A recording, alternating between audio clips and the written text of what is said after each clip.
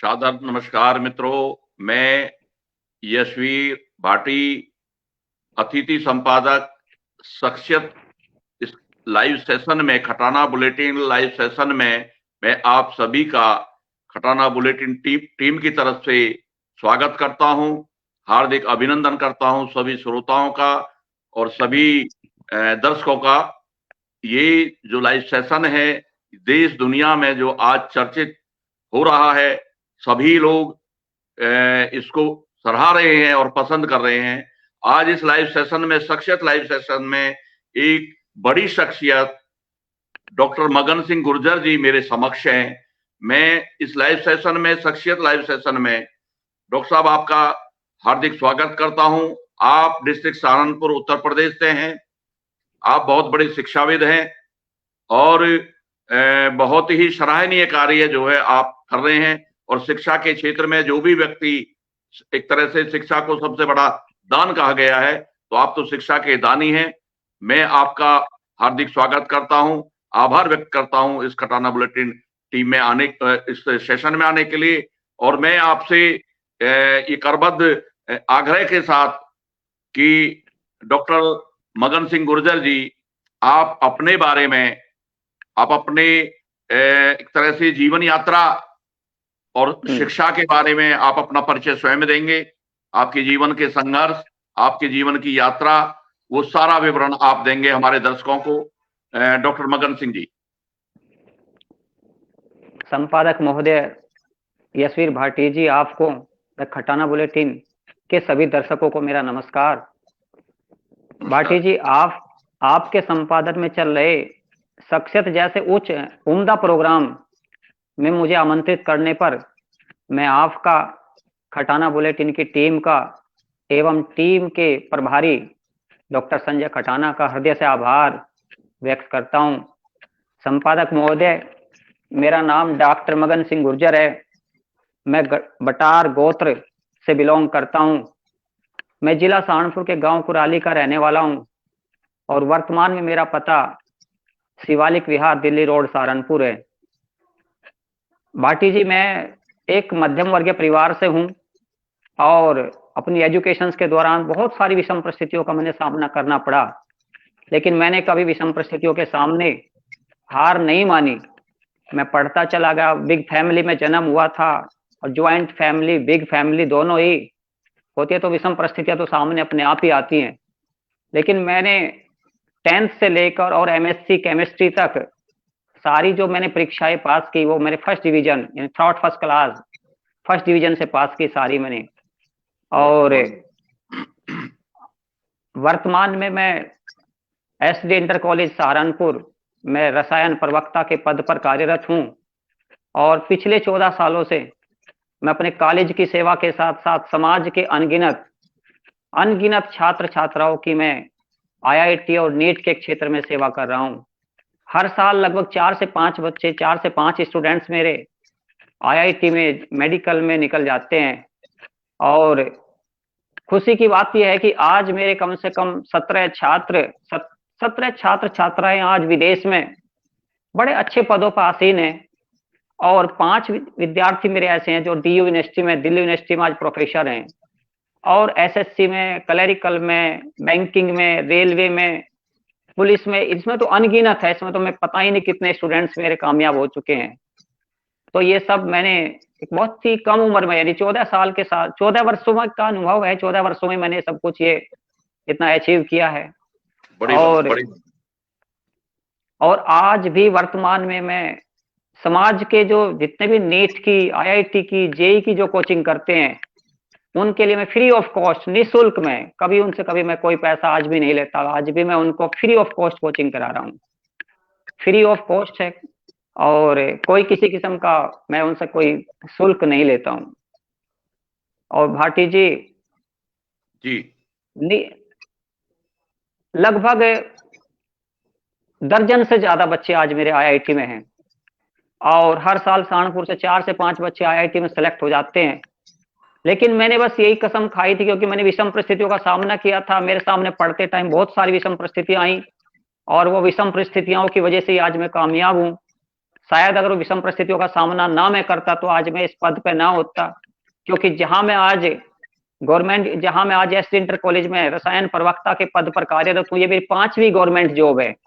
इससे पहले मैं 4 जगह ओएनजीसी, एनटीपीसी, जीआईसी, एनडीआरआई, पता नहीं मैंने 4-5 जगह इससे पहले भी गवर्नमेंट जॉब में रही है, बट ये मेरी 5वीं गवर्नमेंट जॉब है जहां पर मैं फिलहाल कार्यरत हूँ, जहां पर मैं पिछले 14 सालों से सर्विस कर रहा हूँ।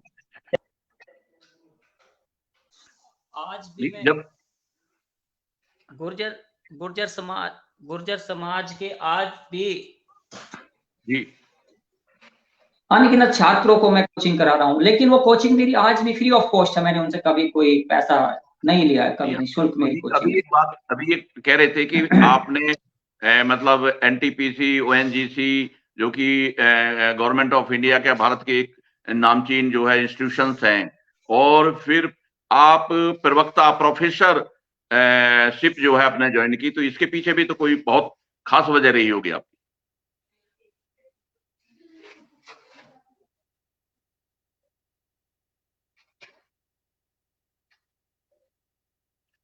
थोड़ा सा टेक्निकल डॉक्टर साहब को दिक्कत आ रही है, अभी रूटीन में आ जाएंगे। ये जो जी डॉक्टर साहब पार्टी जी, अभी आवाज नहीं आ रही, 1 मिनट मैं इसको कनेक्ट करता हूँ। मुझे आवाज आ रही है आपकी, तो आप इसको कानों से जो है ना ये लीड हटा दो। हाँ सर, मैं 1 सेकंड रुको, मैं इसको कनेक्ट कर रहा हूँ। जी, कोई कर लो। तो ये मित्रों, जो भी दर्शक या जो भी श्रोता इसको सुन रहे हैं, आप अभी डॉक्टर साहब के सारी चीजें जो बयान कर रहे थे कि उनकी विषम परिस्थितियों में उन्होंने एजुकेशन हासिल के लिए मध्यम परिवार में थे और जॉइंट फैमिली थी, तो बहुत सारी चीजें रहती हैं। जी डॉक्टर साहब, अब हो गया ठीक? जॉइंट फैमिली से मैंने सर ये सब आज मैंने जो परवरिश ज्वाइंट फैमिली में मैं रहा हूँ, और ज्वाइंट फैमिली में रहते हुए मैंने अभी भी यानी उपलब्धियां, तो मैं उपलब्धियों के बारे में बता रहा हूँ भाटी जी आपको। जी है ना। तो उपलब्धियां तो यही है कि मैंने पिछले 14 से 15 सालों में लगभग 11 छात्र आज मेरे आईआईटी और जेई से करने के बाद आज विदेश में, स्वीडन में है, स्विट्जरलैंड में है, जर्मन में है, सिंगापुर में 17 छात्र मेरे आज वहां पे हैं। और लगभग मैं आपसे बता रहा था पहले, मैंने बताया कि 5 मेरे स्टूडेंट्स जो है आज वो दिल्ली यूनिवर्सिटी के अंदर प्रोफेसर हैं, और लगभग 65 स्टूडेंट्स मेरे आज वो एसआई हैं, एसएससी सीजीएल के बाद वो बड़े अच्छे पदों पे हैं, कोई रक्षा मंत्रालय में है, कोई गृह मंत्रालय में है, वो इन सब पदों पर हैं। और ये जो बैंकिंग में, रेलवे में, इसमें तो काफी सारे स्टूडेंट्स हैं। तो उपलब्धि मैं यही मानता हूं कि ये इतने सारे स्टूडेंट्स मैंने विद इन 14 ईयर्स यानी 14 सालों में जो इतने बच्चों को मैं कामयाब, लगभग 100 से ज्यादा है, लगभग 100 स्टूडेंट से ज्यादा मैंने जो कामयाब कराए हैं, तो मेरे लिए मैं तो अपने आप को बहुत बड़ी उपलब्धि मानता हूँ, क्योंकि मानता हूँ कि विषम परिस्थितियों में मेरी परवरिश होने के बावजूद भी मैं इतने सब स्टूडेंट्स को कामयाब कराने में सफल रहा हूँ। ये मेरे लिए बहुत बड़ी उपलब्धि है। ये आप एक अभी मैंने एक सवाल किया था आपसे कि देश की चोटी के जो इंस्टीट्यूशंस हैं उसमें आपने पहले जॉब किया और उसके बाद आप प्रोफेसरशिप में गए, तो इसके पीछे भी तो कोई आपका एक उद्देश्य या एम रहा होगा? हाँ, एम यही रहा सर कि मैं जैसे सबसे पहले मैं एक लेखपाल की भर्ती में हो गया, उसके बाद फिर मैं समूह गए जो वीडियो होते हैं, ग्राम सेवक अधिकारी होते हैं, उनमें हो गया। तो थोड़ी सी मैं चाहता था कि हाँ मैं कुछ एजुकेशन में जुड़ूं। एजुकेशन में जुड़ने का मतलब यही था कि अगर एजुकेशन में मैं जुड़ूंगा तो समाज के ज्यादा से ज्यादा बच्चों को मैं एजुकेटेड कर सकता था, क्योंकि मैंने नेल्सन मंडेला का एक कोट पढ़ा था कि शिक्षा वो हथियार है जिसके बलबूते पे दुनिया को बदला जा सकता है। तो शिक्षा के फील्ड में आने का मतलब मेरा यही था कि मैं शिक्षा के फील्ड में आऊं और ज्यादा से ज्यादा समाज के बच्चों को मैं कामयाब करूं, उनको शिक्षित करूं। ये मेरे एक उद्देश्य था, ये मेरा एक ऑब्जेक्ट था एजुकेशन में आने के लिए। नहीं, उससे पहले मैं एनटीपीसी में भी था, ओएनजीसी में भी रहा हूँ, एनडीआरआई करनाल में भी रहा हूँ, लेकिन वहां मैं सिर्फ अपने लिए कुछ कर पाता, समाज के स्टूडेंट्स के लिए ना कुछ कर पाता। मेरे दिमाग में एक यही बात थी कि मैं समाज के बच्चों के लिए क्या करूं, क्या कर सकता हूं, कैसे करूं। तो इसलिए मैंने बार बार फील्ड चेंज करके फिर मैंने अपने आप को फाइनली एजुकेशन में ही स्टेब्लिश किया है, टीचिंग में स्टेब्लिश किया है। जी। अब ये आपके मतलब लिए मैं पढ़ रहा हूं ये 4 लाइन मैथिली शरण गुप्त की, कि मनुष्य वो है जो मनुष्य के लिए मरे, वो तो पशु प्रवृत्ति है जो आप ही अब चरे। तो आपने समाज के लिए और शिक्षा के लिए जो आपने मतलब प्रोफेसरशिप चुनी है और कोचिंग जो दी है, बड़ी बात है। अब मैं आपसे जानना चाह रहा हूं कि आपको ये सारी प्रेरणा कहां से आई है? ये सब जो कुछ हुआ है, ये जो संस्कारों से, कहां से? आपकी फैमिली से, बाहर से, कहां से है? हाँ भाटी जी, प्रेरणा का स्रोत था कि मेरी माते ज्यादा पढ़ी लिखी तो नहीं थी, लेकिन जब मेरा जन्म हुआ तो उस टाइम राजस्थान में एक बड़े अच्छे नेता हुआ करते थे, मगन भाई बारोज। और मगन भाई बारोज काफी अच्छे पढ़े लिखे भी थे। तो मेरे फादर और मदर यही सोचते थे कि एक बार कुछ ये पढ़े, पढ़ने के बाद कुछ ये बने। लेकिन वो उनकी थोड़ी, वो तो चाहते थे कि मैं पढ़ूं, लेकिन जो विषम परिस्थितियां जो मेरी थी, मैंने विषम परिस्थितियों को ही प्रेरणा स्रोत बनाया अपने। क्योंकि मैं कभी भी नेवर गिव अप वाली फीलिंग मेरी रही हमेशा। मैं कभी हार नहीं मानने वाला था। विषम परिस्थितियों के सामने मैं खुद नहीं झुका, मैंने अपनी विषम परिस्थितियों को झुकाया। और उन विषम परिस्थितियों को ही मैंने अपने आप प्रेरणा स्रोत मैंने अगर बनाया है, तो उन विषम परिस्थितियों को ही मैंने अपनी प्रेरणा स्रोत बनाया है। क्योंकि अगर वे विषम परिस्थितियां मेरे सामने ना आती तो शायद मैं इस पद पे ना होता, क्योंकि मैं भी फिर अपने और साथियों की तरह वैसे ही कहीं अपने आज खेत में काम कर रहा होता। लेकिन जैसे जैसे मेरे सामने विषम परिस्थितियां आती गई, तो उनका मैं सामना करते गया। और लेकिन मैं उनके सामने कभी झुका नहीं। तो लेकिन मैं खुद मानता हूं कि जब मैंने एमएससी केमिस्ट्री किया, तो एमएससी केमिस्ट्री में भाटी जी मेरे पास कोई बुक नहीं थी। मैं विदाउट बुक एमएससी टॉपर यानी एमएससी गोल्ड मेडलिस्ट हूँ 2001 का जैन डिग्री कॉलेज का। तो मैं बस विषम परिस्थितियों को ही ऐसा मानता था कि मेरे लिए प्रेरणा स्रोत का काम उसने किया है। अगर विषम परिस्थितियां ना होती तो मैं उनसे प्रेरित ना होता तो शायद आज मैं कामयाब ना होता। तो मैं तो विषम परिस्थितियों को ही अपना प्रेरणा स्रोत मानता हूँ। और रही बात, माँ बाप ने चढ़ बढ़ के साथ दिया है। क्योंकि मम्मी पापा तो कहते थे कि हाँ भी कुछ कर, हम आपके साथ हैं, कुछ कर, हम आपके साथ हैं। बस मैं माता पिता का मेन और विषम परिस्थितियों को मैं मानता हूँ कि उनको मैं सामना करता चला गया। उनका सामना करते करते आज मैं यहाँ तक। आज भी रात में मैं 1 बजे से पहले नहीं लेटता, क्योंकि 1 बजे तक मैं 12-1 बजे तक पढ़ता रहता हूँ। और अभी भी कुछ ना कुछ करता रहता हूँ। अभी भी मैंने आईआईटी के लिए, नीट के लिए मैंने बुक लिखी है। और मैं चाहता हूं कि समाज के ज्यादा से ज्यादा बच्चे उन बुक का फायदा उठावें। और वो इसी अप्रैल 2024 में हमें मार्केट में आ रही हैं। तो शायद अभी भी मैं लगा रहता हूं कि हाँ, मैं किसी अपने समाज के या और बाकी स्टूडेंट्स को कैसे मैं फायदा पहुंचा सकता हूँ। तो दिन रात मेरा सिर्फ एक एजुकेशन से ही जुड़ा हुआ मामला है। और लगा रहता हूँ अभी भी। रात में अगर नहीं पढ़ता घंटे 2 घंटे, तो ये लगता है कि शायद मैंने आज कुछ किया नहीं है। और कुछ किया नहीं तो फिर मैं, ये लगता है कि आज मैंने कुछ नहीं किया, तो अगले दिन फिर मैं जस्ट डबल पढ़ता हूँ। आपकी जो इच्छा शक्ति है, आपके अंदर जो भूख है खुद को आगे बढ़ने की, तो है ही है। ये तो बहुत लोगों में होती है। लेकिन एक चीज जो निकल के आ रही है आपके संवाद से, आपसे परिचर्चा में, कि आप 12-1 बजे तक पढ़ रहे हैं, लिख रहे हैं, और बुक्स लिख के जो है एक जो है आने वाली पीढ़ियों के लिए जो है वो काम आएंगी। तो ये एक बड़ी बात हो रही है और आगे बढ़ रही है। आप का जो जीवन में कोई चीज मतलब एक चीज रही है कि आगे का मुकाम क्या है आपका, आपकी मंजिल? मेरे ख्याल से जैसी आपकी बातें आप जो कह रहे हो, आपकी मंजिल यहाँ नहीं रुकती है, आगे बढ़ती है। तो आपका मुकाम क्या है? अभी मुकाम भाटी जी, मैंने, मेरे साथियों ने, जो डिस्ट्रिक्ट सहारनपुर में कम से कम हम 1000 लोग हैं जो गवर्नमेंट जॉब कर रहे हैं, हम सब लोगों ने मिलकर एक गुर्जर विद्या प्रेरणा मिशन नाम का एक ट्रस्ट बनाया है। उस ट्रस्ट में हम सब लोग 50 रुपए पर मंथ की चैरिटी करते हैं, यानी 600 पर ईयर की चैरिटी करते हैं। और गुर्जर विद्या प्रेरणा मिशन का एक ही लक्ष्य है कि जो भी समाज का छात्र, जो समाज की छात्र या छात्राएं विषम परिस्थितियों का सामना कर रहे हैं, उनके लिए फ्री ऑफ कॉस्ट उन्हें, यानी बिल्कुल हमें, चाहे अगर वो नीट की कोचिंग करना चाह रहे, चाहे वो आईआईटी की कोचिंग करना चाह रहे, चाहे वो सिविल सर्विस की कोचिंग करना चाह रहे, चाहे वो एसएससी की कोचिंग करना चाह रहे, चाहे वो रेलवे की कोचिंग करना चाह रहे, चाहे बैंकिंग की कोचिंग करना, उन सबके लिए हमें गुर्जर विद्या प्रेरणा मिशन नाम का एक ट्रस्ट बनाया है। और वो ट्रस्ट बहुत अच्छे से काम भी कर रहा है।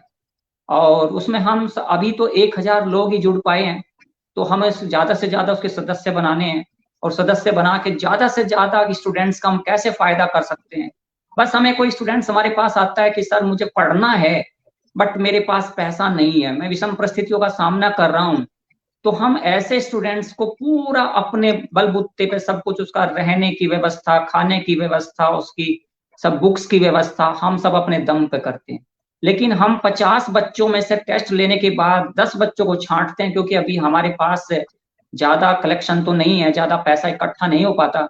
अगर 50 बच्चों को हम देखते हैं, 50 बच्चे हमारे पास आते हैं, तो उनमें से हम 10 की परवरिश बड़े अच्छे से कर रहे हैं। तो अब फ्यूचर में, भविष्य में तो यही लक्ष्य है, यही हमारा टारगेट है कि उसके तहत हम ज्यादा से ज्यादा समाज के बच्चों का, ज्यादा से ज्यादा समाज के स्टूडेंट्स का, और उन स्टूडेंट्स का जो विषम परिस्थितियों का सामना कर रहे हैं। क्योंकि मैं देख रहा हूँ, जब भी मैं कहीं मैं जाता रहता हूँ, कभी मुजफ्फरनगर, शामली, हरिद्वार देखता रहता हूँ, तो आजकल क्या है कि स्टूडेंट्स में बुराइयां बहुत हैं। उनको बुराइयों से भी बचाना है, और बुराइयों से बचाने के साथ साथ उन्हें अच्छे काम पे भी लगाना है। क्योंकि मुझे पता है कि अगर आज का स्टूडेंट्स समय को बर्बाद करेगा, अगर वो आज समय को नहीं पहचानेगा कि समय क्या है, अगर आज का विद्यार्थी समय को बर्बाद करेगा, तो आने वाला समय खुद विद्यार्थी को बर्बाद कर दे। क्योंकि समय को अगर नहीं पहचान पाएगा स्टूडेंट्स के समय के साथ मुझे चलना है, तो आज वो समय को नहीं पहचान पा रहा, तो कल समय उसे बर्बाद कर। अगर आज मेरे छात्र अगर समय को बर्बाद करेंगे आज, तो कल समय ही उनको बर्बाद कर देगा। तो हम ये जाते रहते हैं। संडे में मैं कभी बाहर घर पे नहीं रुकता, संडे में मेरा यही काम रहता है कि कम से कम 20-30 बच्चों को गाइड करना है, और गाइड करने के लिए उनको प्रेरित करना है कि तुम्हें करना क्या है, तुम्हारा मकसद क्या है। एक दिन में तुम कामयाब नहीं हो सकते। भाटी जी, मैंने खुद 5 साल लगे थे, मैंने भी 5 साल अपनी जिंदगी के पहले 5 साल मैं भी बेरोजगार रहा हूँ। 5 साल मैंने भी अपनी डिग्री में as a guest lecturer Maharaj Singh degree college में पढ़ाया है। लेकिन उन 5 साल के दौरान मैंने वहां से भी बहुत सारे बच्चे निकाले, क्योंकि मैंने शुरू से ही मन में ठान रखा था कि मैं समाज के प्रति कितना क्या कर सकता हूँ, मैं कितना उनके काम आ सकता हूँ। लेकिन मैंने महाराज सिंह कॉलेज में भी कभी भी किसी भी बिरादरी के स्टूडेंट से फीस नहीं ली। ये मेरा एक रिकॉर्ड है, और ये रिकॉर्ड हमेशा बना रहेगा। मैंने अपने समाज के कभी भी किसी भी बच्चे से आज तक किसी किस्म की कोई शुल्क, बल्कि मैं बुक्स और उनको फ्री प्रोवाइडेड कराता रहता हूँ, क्योंकि मेरे पास काफी सारे पब्लिशर आते रहते हैं। जितनी मेरे पास बुक आती है तो उनको फ्री ऑफ कॉस्ट वो उनको प्रोवाइडेड कराता है। फ्यूचर यही है, लक्ष्य यही है भाटी जी, कि आने वाला जो टाइम है, समाज के लिए कितना ज्यादा से ज्यादा मैं दे सकता हूँ, उनके लिए क्या मैं कैसे काम आ सकता हूँ। तो यही मेरी एक तमन्ना है, यही भविष्य में यही एक लक्ष्य है। देश की बहुत बड़ी हस्ती, या मैं कहूंगा कि बहुत बड़े तपस्वी थे विनोबा भावे जी, श्री विनोबा भावे जी। उन्होंने भूदान आंदोलन चलाया, आप शिक्षा के दान का आंदोलन चला रहे हैं। जो परेशानियां, जो मुसीबतें आपने झेली कि आपके पास किताब नहीं, फीस नहीं, और उसके बावजूद भी आपकी हिम्मत, आपकी इच्छा शक्ति, हमेशा चुनौती का सामना करते हुए आगे बढ़े हो, तो ये तो बहुत ही बड़ी बात है। और मैं खटाना बुलेटिन और समस्त समाज और देश वासी इस बात को, देश विदेश के लोग इसको सुन रहे होंगे, मैं आपको सैल्यूट करता हूं। और इस लाइव सेशन के आखिरी में मैं आपसे, आप समाज और देश के नौजवानों को, जो बेटे और बेटियां हैं, अभी आप कह रहे थे कि जो नौजवान है वो थोड़ा सा इधर उधर उसकी नजरें हैं, इधर उधर जा रही है उसकी नजरें, तो आप संदेश क्या देना चाहेंगे, आप मैसेज क्या क्या जो है इस, और ये भी आप बताएं कि इस लाइव सेशन में जो आपकी जो फ्यूचर प्लान है वो क्या है।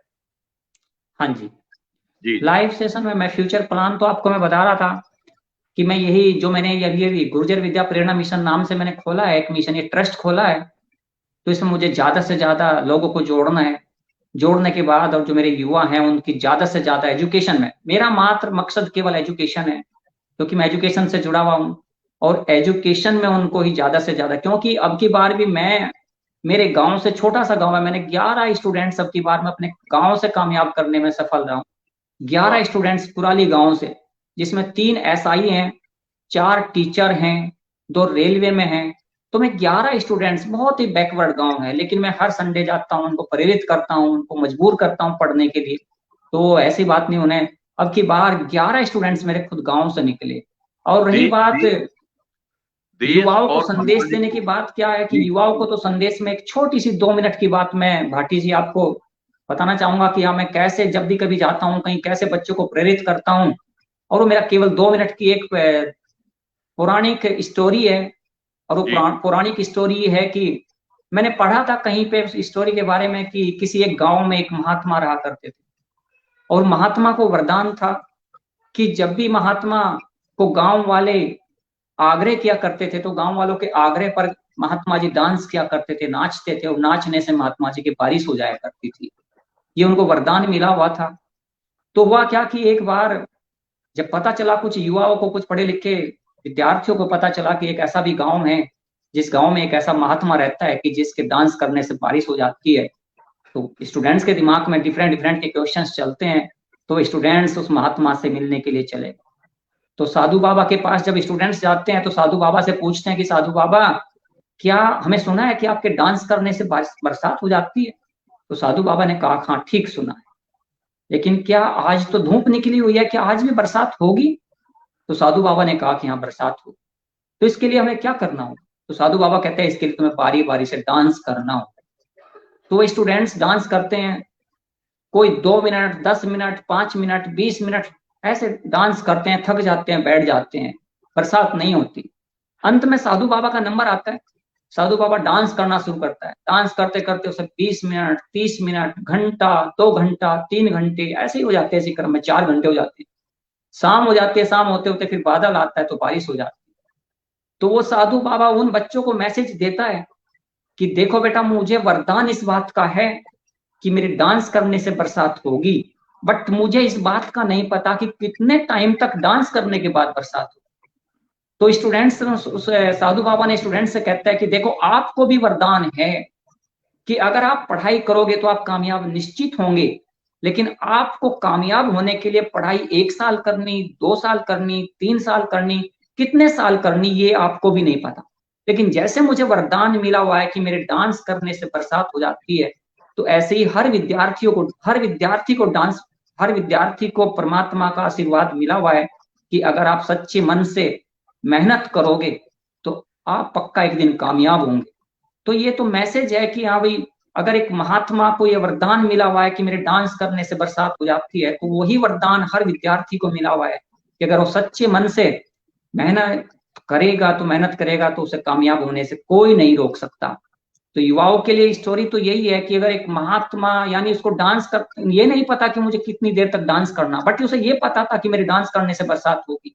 यही है कि विद्यार्थी की बात है कि विद्यार्थी को नहीं पता कि मुझे कितनी मेहनत करने के बाद सफलता मिलेगी, लेकिन हाँ ये जरूर है कि अगर वो मेहनत करेगा तो सफलता एक दिन निश्चित मिलेगी। टाइम थोड़ा सा लग सकता है, साल, 2 साल, 3 साल का समय लग सकता है। आप उसके लिए सज्ज हैं कि कोई भी देश भर से जो भी स्टूडेंट्स हैं, जो देश समाज की बेटियां हैं, बेटे हैं, वो आपसे इस लाइव के माध्यम से और इस संदेश के माध्यम से वो आप सज्ज हैं उनको सब कुछ सिखाने के लिए, उनको तैयार करने के लिए। और आपने जो प्रेरणादायक ये जो साधु बाबा की जो ये बात कही है, लगातार श्रम या परिश्रम करने से, मेहनत करने से कामयाबी निसंदेह मिलती है। तो मैं आपका उन्हें आभार व्यक्त करते हुए सभी श्रोताओं का और सभी दर्शकों का, जो खटाना बुलेटिन लाइव सेशन जो पूरी दुनिया में जो चर्चा का विषय बना है, बहुत लोग संपर्क कर रहे हैं खटाना जी से, मुझसे भी और तमाम टीम के लोगों से कि हम लाइव आना चाहते हैं। तो ये बड़ी बात है। और विचार की जो बयार है, दुनिया में यदि सबसे कोई सुंदर है तो विचार है, वो थॉट है, ज्ञान है, जो आपने के इस सारी परिचर्चा से, सारे आपके व्याख्यान से, आपकी बातों से निचोड़ निकल कर आया है। तो मैं इस लाइव के माध्यम से सभी का आग्रह करते हुए, सभी को धन्यवाद देते हुए, आभार व्यक्त करते हुए यही मैं अपील करूंगा खटाना बुलेटिन टीम की तरफ से कि आप ज्यादा से ज्यादा लोग इसका प्रचार और प्रसार करें। और ये जो तमाम बातें, बहुत सारी जानकारियां ये लाइव सेशन के माध्यम से दी जा रही हैं, डॉक्टर मगन सिंह गुर्जर जैसे महान तपस्वी, मैं ये कहूंगा कि जो शिक्षा के लिए खुद को समर्पित किए हुए हैं, न दिन देख रहे, न रात देख रहे, न समय देख रहे, न छुट्टी देख रहे। तो बहुत बहुत साधुवाद आपका, बहुत बहुत आभार, बहुत बहुत धन्यवाद। नमस्कार। नमस्कार भाटी जी, और खटाना बुलेटिन के पूरी टीम और टीम के सभी सदस्य और प्रभारी डॉक्टर संजय खटाना को मेरा नमस्कार। और मैं खटाना जी को एक ही सेंटेंस कहूंगा, क्योंकि उनके पास अगर स्टूडेंट्स के आते हैं, मैसेज आते हैं, तो VRT7 पब्लिकेशंस के लिए जो मैंने केमिस्ट्री की बुक लिखी है, वो समाज के अगर स्टूडेंट्स को अगर उसकी जरूरत है तो खटाना बुलेटिन वहां पे मैं उनको प्रोवाइडेड करा दूंगा। वो फ्री ऑफ कॉस्ट है, अगर वो पढ़ना चाहते हैं उनके लिए कोई शुल्क नहीं है उस बुक का। और वो बड़ी अच्छी बुक है, अभी छा रखी है, बिल्कुल छाई हुई है मार्केट में, इंजीनियरिंग और मेडिकल के फील्ड में वो। तो वो सभी स्टूडेंट्स के लिए फ्री ऑफ कॉस्ट अवेलेबल है, क्योंकि ये भी मैं एक सेवा कर रहा हूँ कि मुझे उससे कुछ पैसा नहीं कमाना। जो मैंने लिखी है VRT7 पब्लिकेशंस के लिए, मैं उससे कह रखा कि भाई 50% बुक्स मुझे फ्री में चाहिए, ताकि मैं अपने कुछ ऐसे बच्चों को दे सकूं आप जो जिनको आवश्यकता है। एक डे जो सैटरडे को जो आप केयर काउंसलिंग की जो उसको भी आप अपने मुख